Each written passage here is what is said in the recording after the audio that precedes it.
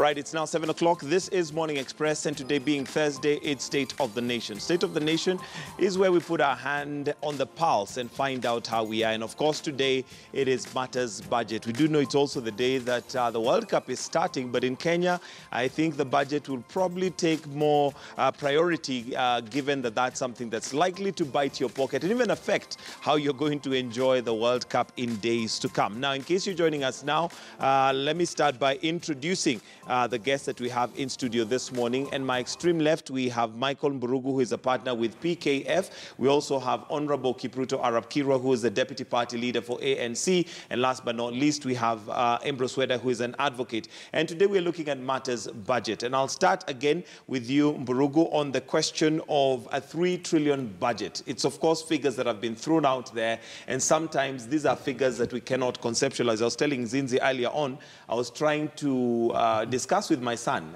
basically what 3 trillion is. How many zeros does it have? Where do you put the commas? And what can 3 trillion do? Maybe just give us an overview. When we talk about a 3 trillion budget, what does that mean?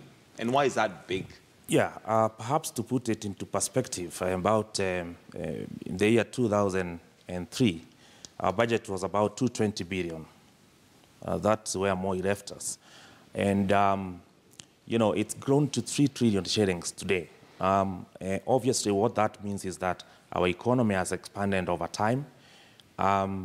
We probably have got a lot more commitments. We have a constitution that requires that we fund devolution. I think we cannot lose sight of the fact that it is also expensive to finance our constitution as it is today. You have close to 3,000 MCAs. You have close to 300 members of parliament. You know, 2 houses of parliament that almost duplicate things, a very bloated, you know, a civil service and administration that comes with it. So 3 trillion is not unreasonable. But where I fought the 3 trillion is how this has been split between recurrent and, you know, development expenditure.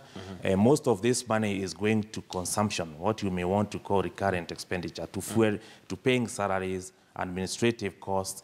So we are not really getting value. The value proposition is missing.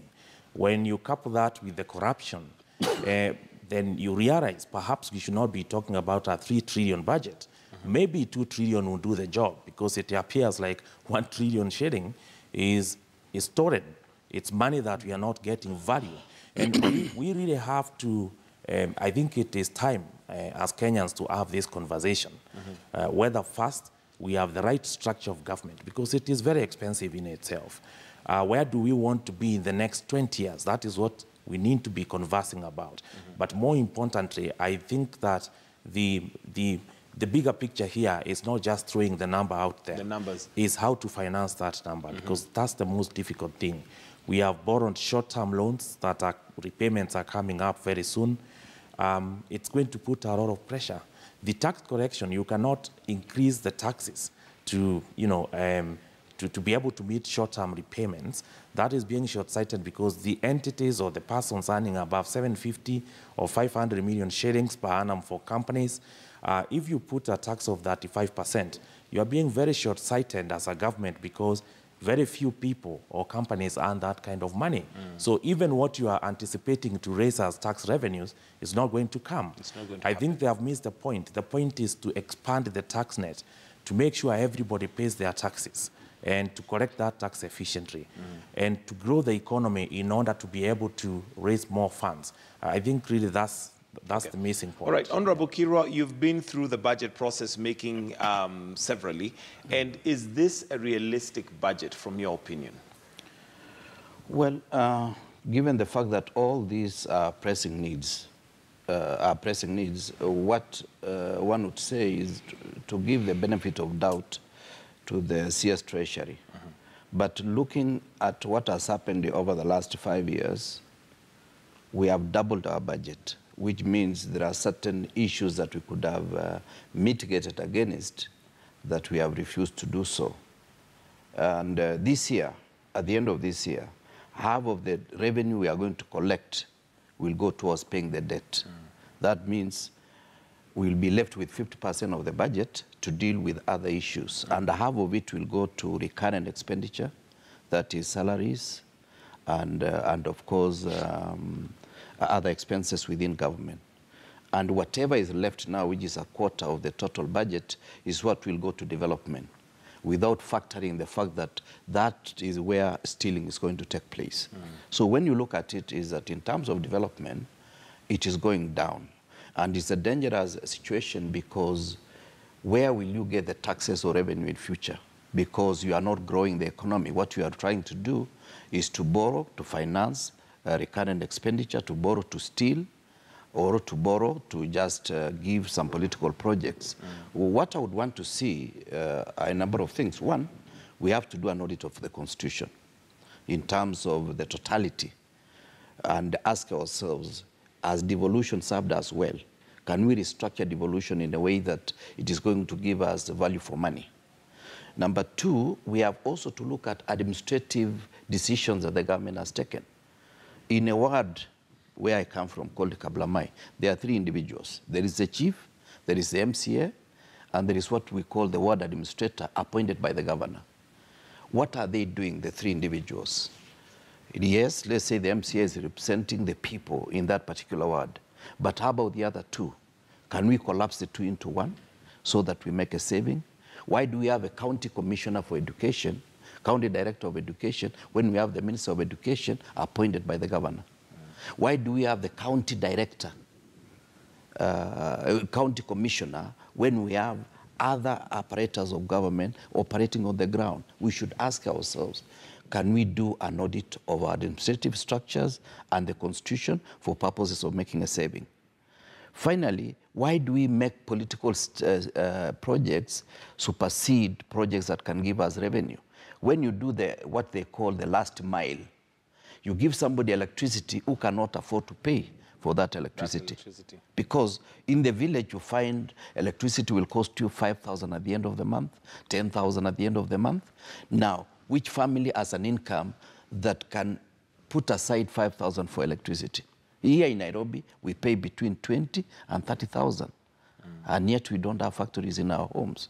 These are some of the issues, because the cost of electricity is the single most important factor in terms of economic growth. Here in Ethiopia, it costs you 20% of what it costs a Kenyan to get the same power. And yet, the economy has been weaker up to the other day.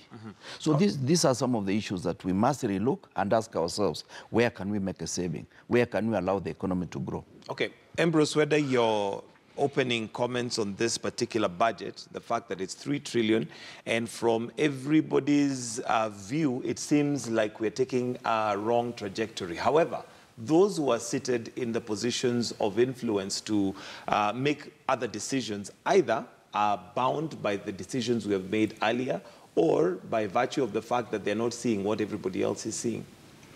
I think the budget of 3 trillion, prima facie, on the face of it, it shows that as a country we are growing.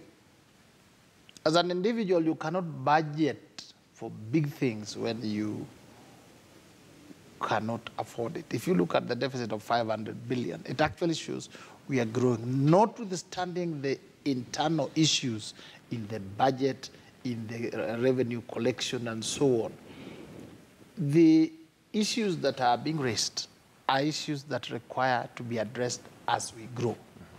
And for instance, the minister needed to have also budgeted for, you can call them wastage, but it budgets for the corruption. So that he knows that we have 3 trillion, out of which 400 billion is going to be lost. Is going to be lost. So that we work towards reducing the 400 billion to 300 billion to 200 billion to 1.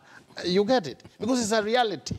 And in budgeting, you have what you hope for and what you're working on. We not only work to grow the income, to grow the collection, but we also work to reduce wastage. And part of the non-wastage is corruption. So looking at it, we are moving forward as a country, notwithstanding the challenges that we are facing. Yes.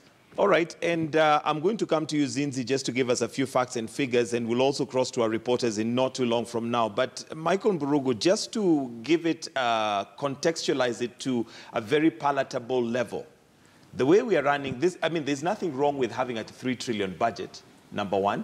But if the money goes to the right kind of use. But what we're doing, it's like running a home where you've taken a loan and the loan is being spent on, going on holidays and enjoying yourself, as opposed to taking a loan to inject it into a business that will give you revenue.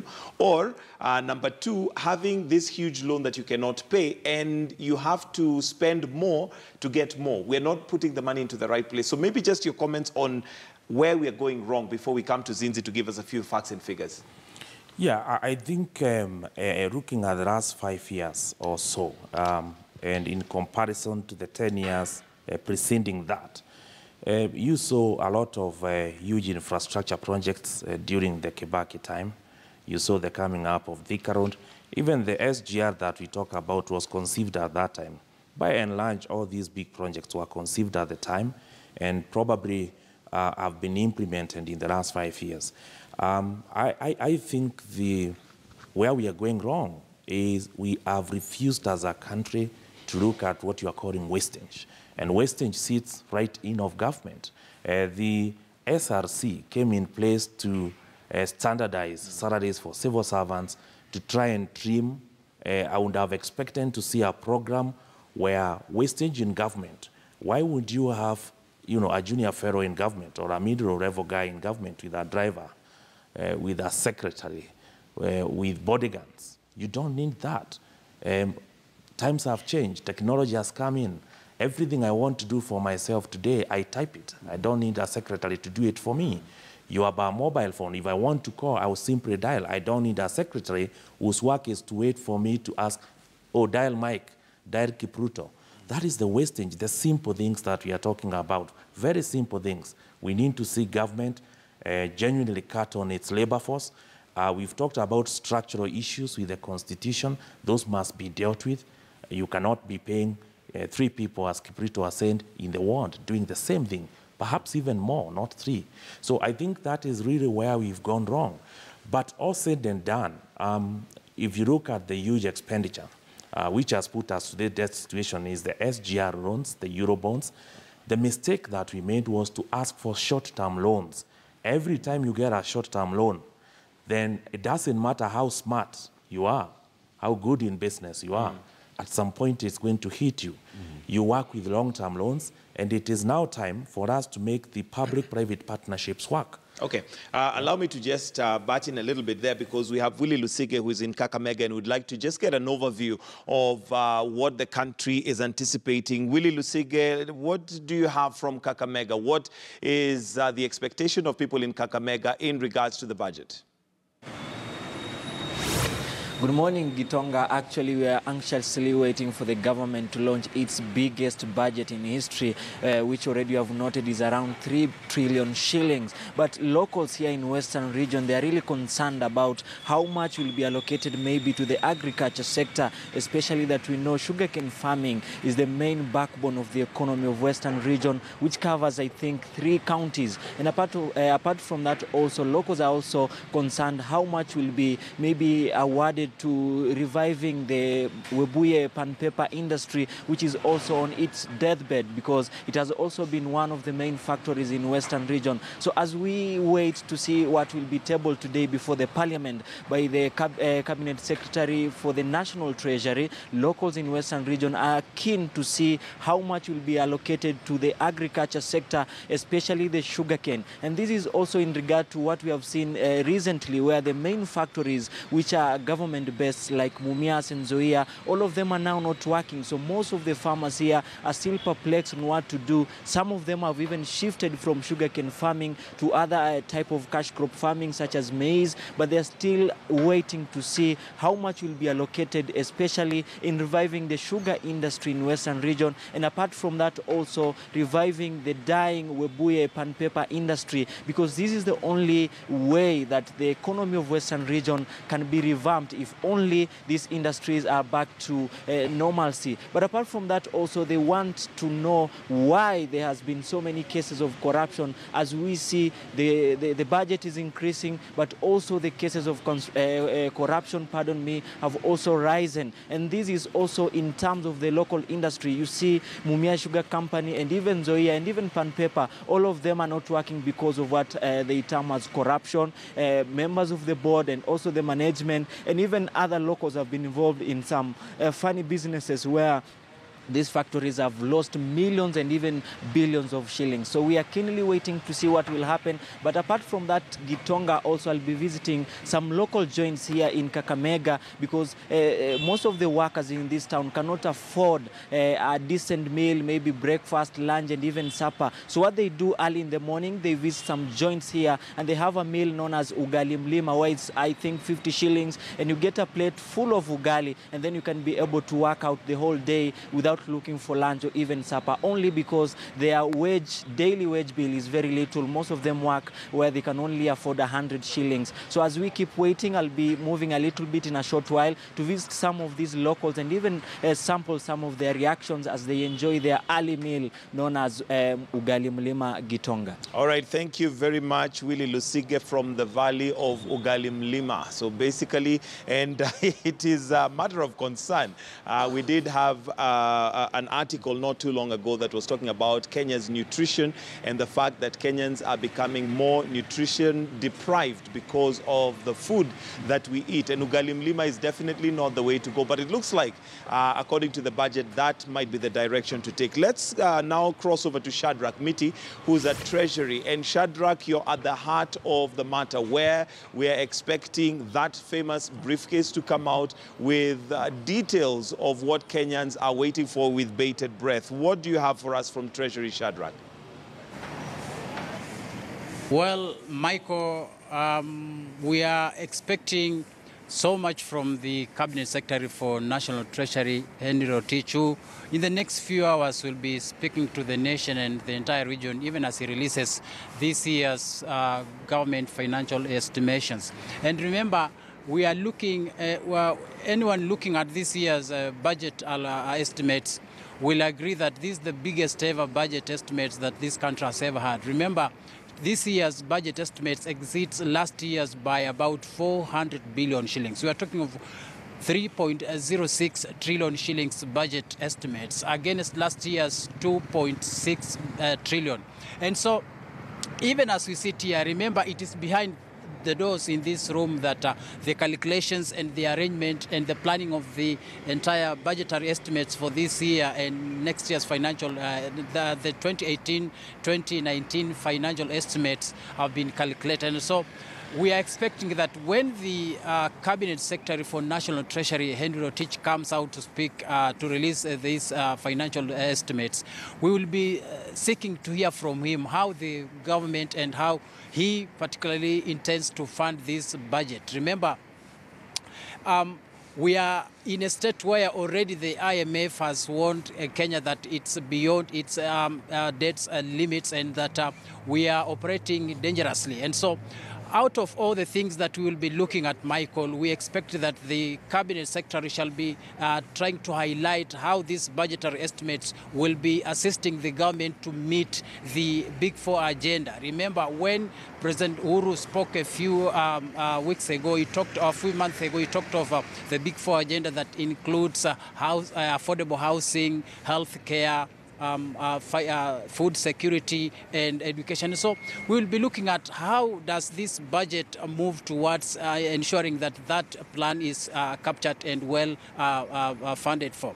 But again, we will be looking at how has he broken down to allocate the funds in various ministries and key departments that will enable the government move forward. Remember, as we are speaking now, we have the Department of Interior, the Minister of Health, the Minister of Agriculture, the Department of Defense, and so all these are key issues, and the National Treasury itself, and all these are departments within the government that will be expecting so much from the Cabinet Secretary, even as he lays out the plan both to execute the budget and how to fund it. Back to you, Michael. Shadrach Miti, who is stationed at Treasury right now. And as we know, traditionally, that's where the minister or the CS comes out with the briefcase, and that briefcase contains a lot of information that Kenyans are waiting to hear. But let me now come back to the panel that we have here. And let me come to you, Honorable Kirwa. And looking at the big four, the four-pillar agenda, on paper, it is a very good plan. But looking at the bits and pieces that we have of the budget right now, do you feel like areas that are supposed to be given priority have been given, those being one, manufacturing, and secondly, something like agriculture? We've just seen Willy Lusige in Kakamega, a town that traditionally would expect a lot of production to be done, a lot of agriculture to be done, yet they're the ones who are paying dearly by not being able to even afford food on the table. Yeah, before I get to the issue of food security, remember this budget is going to give us a situation where the debt is at 62% of the GDP. Some people may argue that even in America it is worse than that. But you see America as a productive economy, that every sector of the economy is producing something towards revenue collection. Number two, the debt has been growing at the rate of 16% for the last couple of years, while the per capita income has only been growing at the rate of 9%, which means there is a gap of 6% that that needs to be breached, and that gap is not being breached technically. Now, when it comes to issues of food security, what has happened for the last 3 years has been depletion of investment in agriculture and the wrong options. As we said last week, many farmers have their maize in their stores. Many sectors that we had economic stimulus in the past have been ignored. Now, agriculture is not just the question of production, it's the question of the full chain in terms of value chain from production to the table. And some of the linkages have been destroyed because of knee-jerk reaction by the government. I can say without fear of contradiction that at the end of this year, the government again will be preparing to import, because there is a problem of armyworms, there is a problem of wastage in the stores, and there is a problem of non-payment to farmers. Up to now, farmers are still owed 3 billion shillings. So when you talk of agriculture or food security as one of the pillars, and yet you are frustrating the same source that is producing that food, we are not dealing with the right issues. Now, the issue of healthcare that the president announced himself on, you are already taxing some of the medicine. And this effectively means you are denying people access to there are many families that they can raise even 100 shillings per day per person. And this therefore means somebody will say, let me just stay on, I may heal so that I have some money to take my child to school. So the priorities are wrong. And this is where we feel the president is being frustrated by the very government he leads. Now, when you break down the way I was telling you earlier, 50% will go to paying debt, 50% will go for recurrent expenditure, and the remaining, which is a quarter, will now go towards meeting development agenda, which is the agenda the president has announced himself on. Okay. Now, when you talk of industrialization, allow me to say that. Right. You cannot go full industrialization unless you start with agro-based businesses that we have as a nation. He was the chairman of Sony, he knows. Unless Sony is working, you are deluding yourself by saying you are going to go to industrialization. All right, and I want Zinzi to just give us a few facts and figures before I come to you, Michael Mburugu, to just put them into perspective, but also to hear from you, Weda, in regards to the farmer and industrialization, because just like Honorable Kiro has mentioned, you are in charge of Sony Sugar, and you know the farmer and what their needs are, and that particular needs. But let's first of all just look at some of those facts and figures before I come to you, Mburugu, on just putting them into perspective. Zinzi? Thank you, Michael. Here is what we're expecting to be the government allocations ahead of the budget of that 3.074 trillion Kenyan shillings. They're coming up on your screens in just a moment. The national government stands at about 1.68 trillion Kenyan shillings. Judiciary, despite the fact that we've also heard that they will be cutting and slashing their budget, it stands at about 17.7 billion. Parliament, 42.5 billion Kenyan shillings. shillings in the Consolidated Fund Service stands at 962.5 billion Kenyan shillings, and the county revenue allocation is 372.74 billion Kenyan shillings. That gives you a general view, Michael, of the budget allocation ahead of that reading for the 3.074 trillion Kenyan shillings. Right, Mr. Burugu, just to put this into perspective, and whether the priorities that have been given on that budget are correct, well, or at least leading us to, a good direction. My view is that, CS Rotich is faced obviously with a very difficult situation. Anybody would be in that situation. The big four, I think when you look at the line items, that's consolidating the numbers you've seen, but looking at the line items in the budget estimates, there's a deliberate effort to put a lot of money in the big four.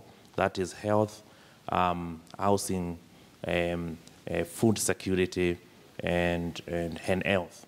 So my view is that he's trying to do that. Where I fault his plan is on the intention of how to finance it. So in terms of allocation, to me, it seems that there is, he has really prioritized the big four. I think the president has identified these as basics. Kenyans don't want complex things. Kenyans want you to go to hospital, you get medicine. You want your kid to go to school. I want to come to Mombasa Road for this show. I don't want to hit 1,000 portals on my way here, right? I want security. I don't need to put all those razor wires and employ additional security guards to take care of my home. Basic things, and I think the president has got it right. But how they are going to finance this, to me, seems to be still a puzzle. It's still a puzzle, mystery. and unless deliberately the government puts in place, kills the bureaucracy that has made the uptake of the PPPs almost impossible, that's the only way in the long term to sustain all these projects. One thing that I'm listening to the gentleman in Kakamega about Ugari Mrima and everything else, what people need to know, it's not the work of government to do business.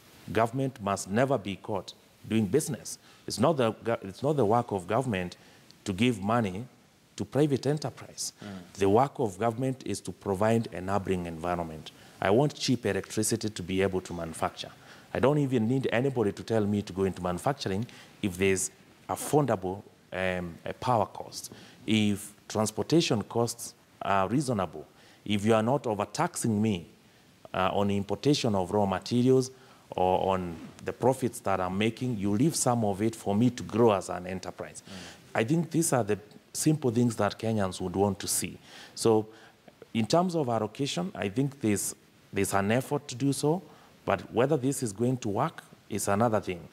Honorable Kipruto talked about a quarter of the budget actually going to development expenditure. What you need to know is at the end of every financial year, ministries and government agencies are returning money to Treasury because they don't have the capacity even to absorb. So in fact, what Henry needs to be doing to us is to give us actually a stock take of the last 1 year to say, this is the money we set aside in the budget for development, and this is how much we have absorbed. You'll be surprised they have not taken even 50%. So you have a situation where you budget, you provide for that money, but it's not utilized. You overtax to get the money, and you don't utilize the money because you don't have the capability to even utilize that money. So that's the problem. Okay. Ambrose Weda, let's go back to manufacturing and your experience as head of Mumia's Sugar. Yes, and Sony Sugar. Sony Sugar. And how important that is if agriculture and manufacturing were actually given and allocated the money that they deserve so that everybody, it filters down. If the farmer is able to afford their, day-to-day activities, they produce more, they're able to bring their produce to the, market, and that has a ripple effect. In fact, as Honorable Kirwa has put it, let me tell you, what now ails the sugar industry is lack of milling cane. That is what we are lacking. We have 11 factories working, no cane. So you'll find a factory like Sony would be milling once or twice a week. With the recurrent expenditures accumulating daily, you continue in debt, and that is across board. Then what happens When now they can't mill sugar, then we import poisons in the name of sugar, then we eat them, then we become sick, then now it becomes, the health bill becomes very expensive. So it has a ripple effect. When you look at this budget, the person to address is the farmer. Now, the farmer we have there is one who is given fertilizer that is mixed with I don't know which stones, and therefore another problem. The farmer we have down there are the ones who are given seeds that are of low quality or contraband, and we end up with people not having good food, people not having enough food, people not having balanced diet, and therefore you have a sickly population. The result is they affect negatively the four giants that the president wants addressed. So looking at this budget, you realize that it has not addressed that part. But as a country, this is an economy driven by agriculture. Manufacturing, we are talking about our factories we have established. We are not manufacturing for export. We are manufacturing to consume. And therefore, we must secure the provision of raw material. If we are not able to get enough maize, we import enough sugar. We import. What else do we need? So all this together, it means we are not addressing the fundamentals. The fundamental need. And the fourth column that the minister should provide for, and that is for corruption. The savings from that column would easily actually fund the farmers. The way we fund was this, so that they have access to money, to loans, to be able to develop, and then to be able to sell. If you look at countries like, you go to a country like Israel, agriculture is a matter of a national issue. It's not individual. It's not you planting some few crops in your backyard. Then we say it's a national issue calculated. All right, yes. We'll need to take a short break now and pay some bills. It is now 28 minutes to 8. We are focusing on the budget, and this is the state of the nation. For now, we take a short break. We'll be right back.